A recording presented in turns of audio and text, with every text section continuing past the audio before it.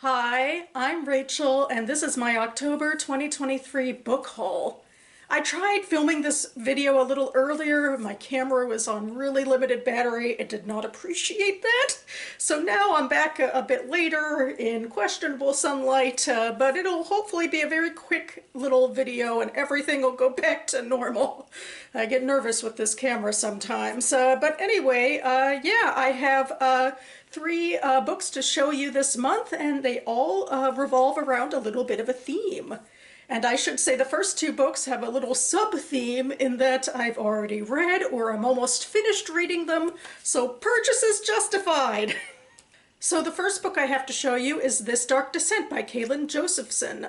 This is YA fantasy with a Jewish fantastical theme. I've been trying to read more of these, especially as I'm writing my own Jewish fantasy novel. And this is a 2023 release, so I read it for my mock reads goal of trying to read front list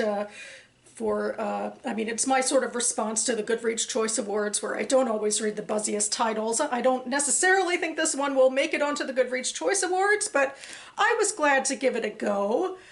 In This Dark Descent, we are in the Empire of Enderlane. It's a magical empire fighting eternal wars, always looking to sort of conquer neighboring nations and, get their powers and that sort of thing, which of course they have to publicize in different ways and fund in different ways. And one of the ways they do it is through this magical and very dangerous horse race.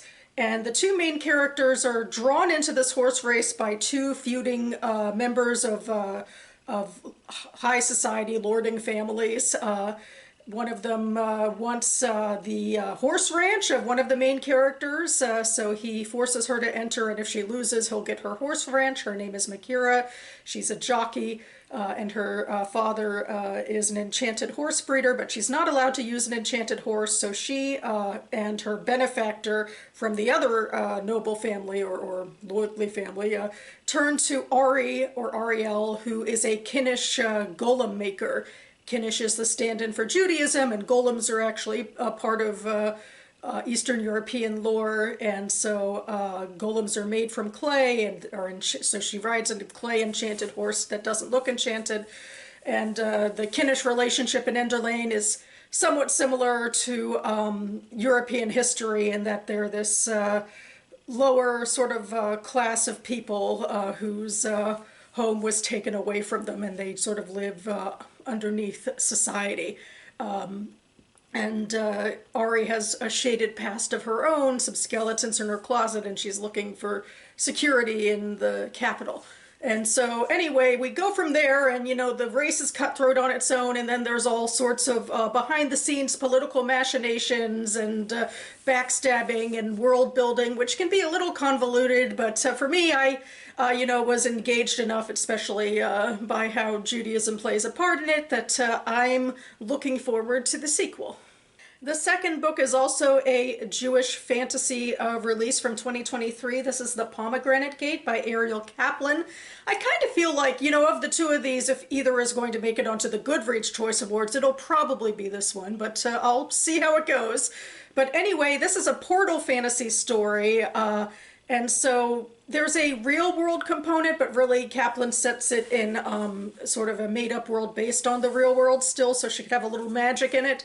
So in Sephiroth, the Jews there are undergoing the Inquisition and an edict of expulsion in the 15th century.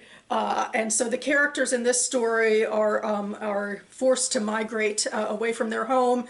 And as this is happening, one of the main characters, Toba, stumbles through a gateway between pomegranate trees into the world of the Mazics, which are a type of like minor demon figure, but like more, technically I don't know much about this actually, but I think they're supposed to be more fun, like, or, lesser than, how demons are usually seen. But anyway, it's kind of a mirror world and similar to the world in the story, where the cities have similar names and the power structures seem to rely on each other a little about who's in power in our world, or the world of Toba, and then the world of the Mazics. And so she's going into that world and finding out things about her own past, And meanwhile, one of her neighbors, Naphtali, saw her stumble into it and is able to meet up with Toba's grandmother. And so they are staying behind quite perilously to try to get her back, even though the Inquisition is sort of bearing down on all remaining Jews and conversos. And so they have their own problems, and Naphtali can dream his way into the Mazak world, so that could be useful, and he certainly is able to interact with some of the cast that way. And so, yeah, there's power structures having to do with the Inquisition on both sides of the gate. And it seems like one is trying, the Mazak one is trying to control the mortal one to a certain extent. And yeah, you know, it's another book that's kind of rife with just sort of deep with world building stuff. And I feel like I'm not completely head over heels with it, and I'm not completely taken in by all the intricacies of the characters and plot and all of that. But I am invested, and again, I do want to see what happens in the sequel whenever it comes out. And finally, I have the third book, which is part of a DC Library initiative called Uncensored DC. This is very exciting. I haven't been able to make a video about Uncensored DC in years because it hasn't been held since before COVID, and this was quite a surprise. I didn't even find out about it until halfway through this month, that it was happening this month.